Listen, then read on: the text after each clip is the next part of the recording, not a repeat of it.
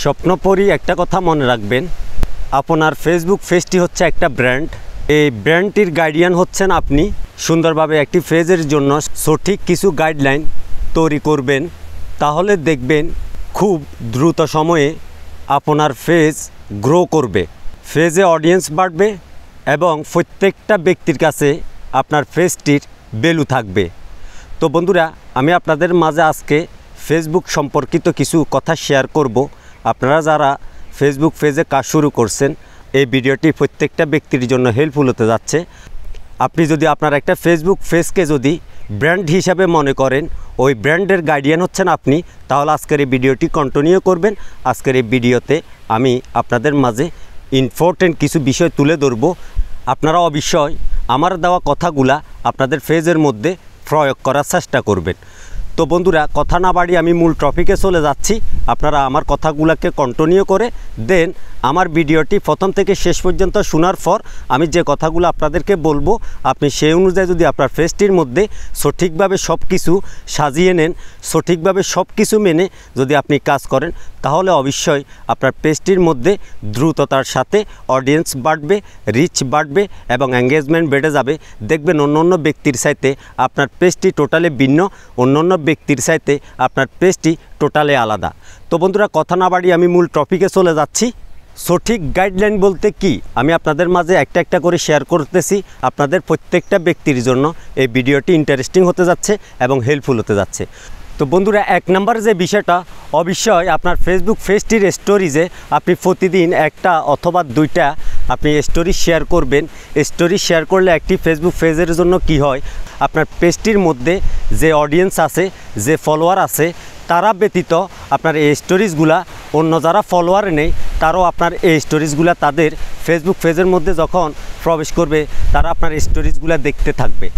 আপনি প্রতিদিন যখন আপনার পেজটির মধ্যে একটা অথবা দুইটা করে আপনি স্টোরি শেয়ার করবেন, তাহলে সেক্ষেত্রে সুবিধা কি, কোনো ব্যক্তি সে আপনার ফলোয়ার না, সে আপনার পেজটিকে ফলো করে না, এরপরেও ওই ব্যক্তি চাইলে আপনার এই স্টোরিজগুলা দেখতে পারে। সে যখন ফেসবুক পেজের মধ্যে অথবা তার আইডির মধ্যে প্রবেশ করে, তখন তার স্টোরিজের মধ্যে ফেসবুক থেকে আপনার এই স্টোরিজগুলোকে অটোমেটিক সাজেস্ট করানো হয়। তো বন্ধুরা, অবশ্যই আপনি কি করবেন, আপনার পেজটির মধ্যে প্রতিদিন দুইটা হোক, তিনটা হোক, একটা হোক, আপনি চাইলে ভালো ভালো স্টোরি শেয়ার করার চেষ্টা করবেন।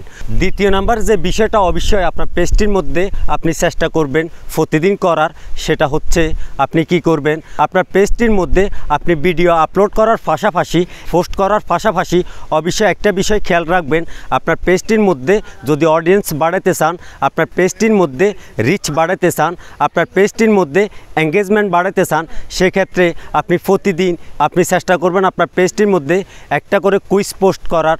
এটা হচ্ছে আপনি যখন আপনার পেজটির মধ্যে কুইজ রিলেটিভ কোনো পোস্ট করবেন, দেখবেন ওই পোস্টের মধ্যে একাধিক মানুষ কমেন্ট করতেছে, লাইক করতেছে। আপনি প্রশ্নবোধক কোনো কুইজ তাদের উদ্দেশ্যে লিখে আপনার পেজের মধ্যে শেয়ার করবেন, তাহলে আপনার পেজটি অনেক গ্রো করবে। যখন একাধিক মানুষ এই কুইজের প্রশ্নের আনসার দিবে, তাহলে আপনার পেজটির মধ্যে এঙ্গেজমেন্ট বেড়ে যাবে এবং আপনার পেজটির মধ্যে অডিয়েন্স বাড়বে। দিন দিন আপনার ফেসবুক পেজটি গ্রো করবে। অবশ্যই আপনি চেষ্টা করবেন আপনার পেজটির মধ্যে কন্টেন্ট আপলোড করার পাশাপাশি, কোনো পোস্ট আপলোড করার পাশাপাশি এর পরবর্তীতে একটি করে কুইজ পোস্ট করার এবং ফুল পোস্ট করার। ফুল পোস্টটা হচ্ছে আপনি দর্শকদের কাছে কোনো প্রশ্ন রাখতে পারেন, কোনো খেলাধুলার বিষয় নিয়ে আপনি চাইলে সাম্প্রতিক বিষয়গুলো ফুল পোস্টের মাধ্যমে তুলে ধরতে পারেন।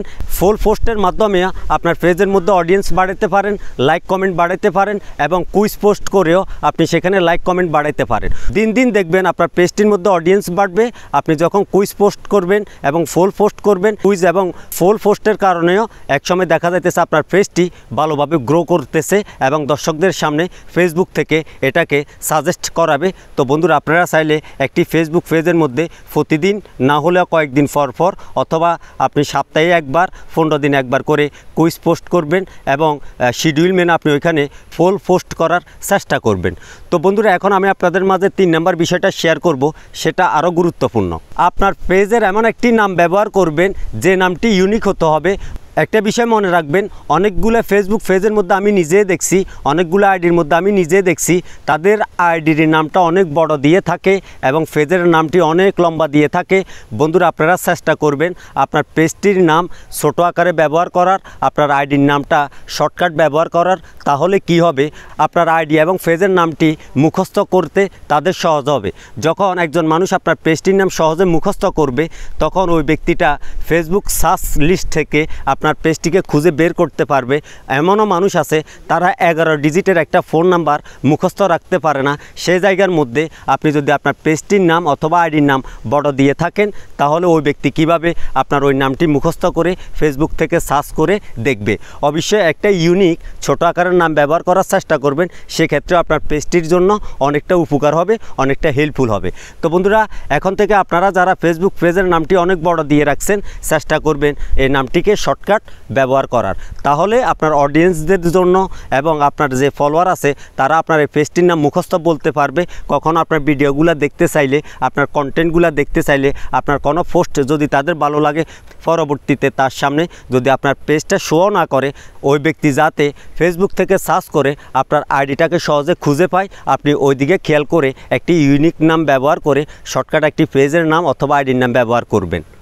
তো বন্ধুরা, 4 নাম্বার যে বিষয়টা, এটা হচ্ছে আপনারা যারা ফেসবুক পেজ অথবা আইডি খুলে কাজ শুরু করছেন, অবশ্যই একটা বিষয় খেয়াল করবেন। অনেক ফেসবুক পেজের মধ্যে, অনেক আইডির মধ্যে দেখছি তাদের কভার ফটো ঠিক নেই, তাদের প্রোফাইল পিকচারটা ঠিক নেই। এটার দিকে অবশ্যই আপনাকে ফোকাস করতে হবে। একটা বিষয় মনে রাখবেন, আপনার আইডির পরিচিতটা হচ্ছে একটা প্রোফাইল পিকচার এবং একটা কভার ফটো।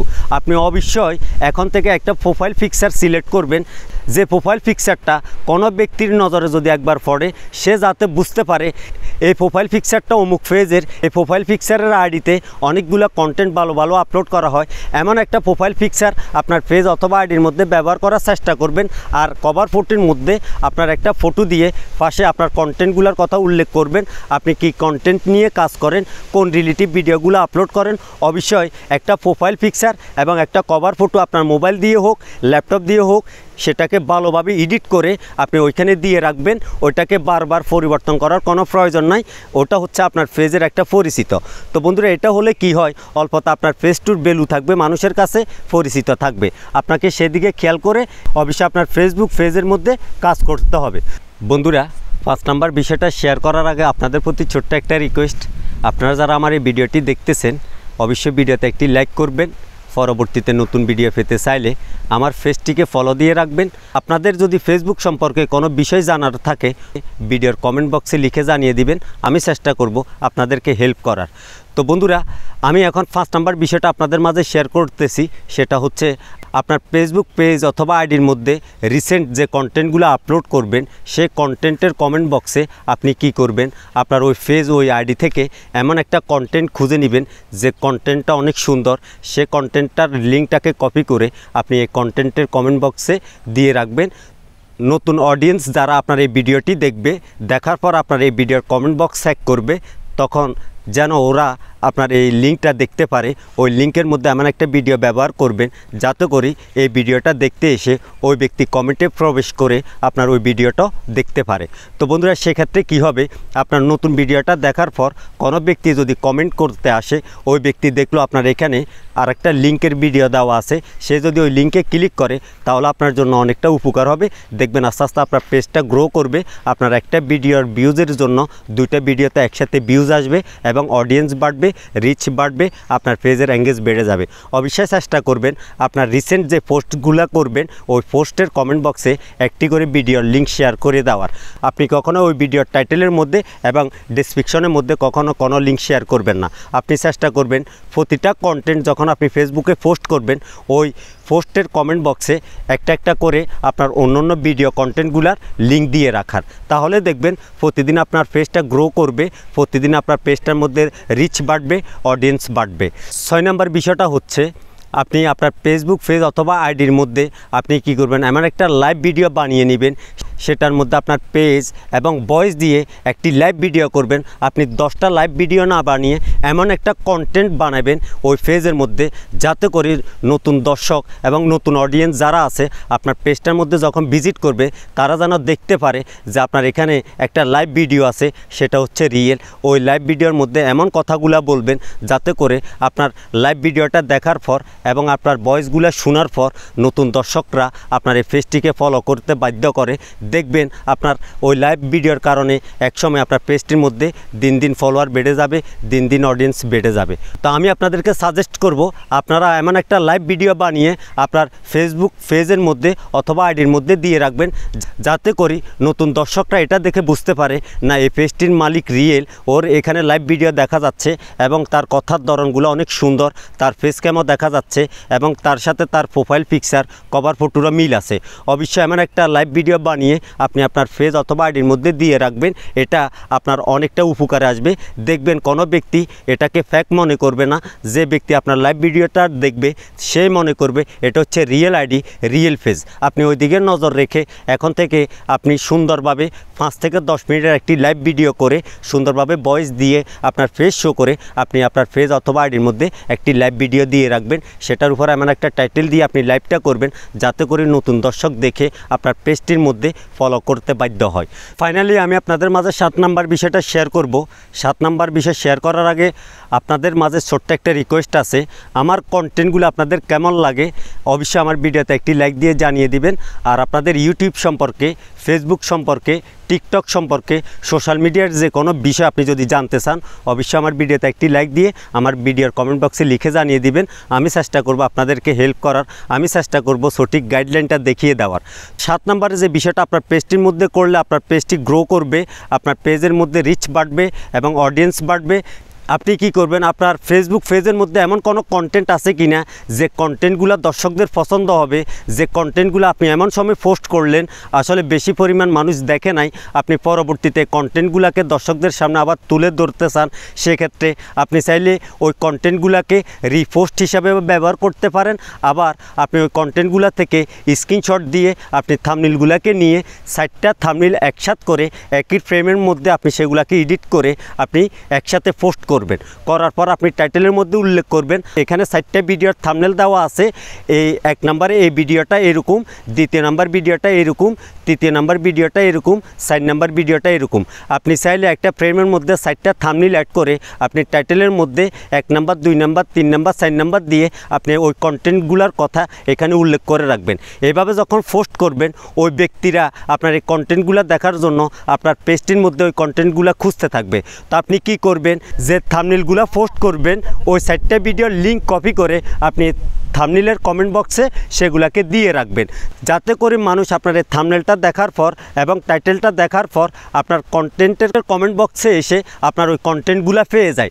যখন কন্টেন্টগুলো দেখবে, লিঙ্কটা দেখবে, ওইখানে ক্লিক করার সাথে সাথে ওই ভিডিওটা প্লে হয়ে যাবে। এগুলা খেয়াল করে এখন থেকে ফেসবুক পেজের মধ্যে সময় দেন, কাজ করেন, দেখবেন দিন দিন আপনার পেজটা গ্রো করবে, আপনার পেজের মধ্যে অডিয়েন্স বাড়বে, আপনার পেজে রিচ বাড়বে। তো বন্ধুরা, আমার এই কথাগুলো আপনাদের কেমন লাগছে অবশ্যই আমার ভিডিওর কমেন্ট বক্সে জানিয়ে দিবেন। ভিডিওটি ভালো লাগলে একটি লাইক দিয়ে আমার পেজটিকে ফলো দিয়ে রাখবেন আর আমার এই ভিডিওটি শেয়ার করে আপনার টাইমলাইনে থাকা দর্শকদেরকে দেখার সুযোগ করে দিবেন।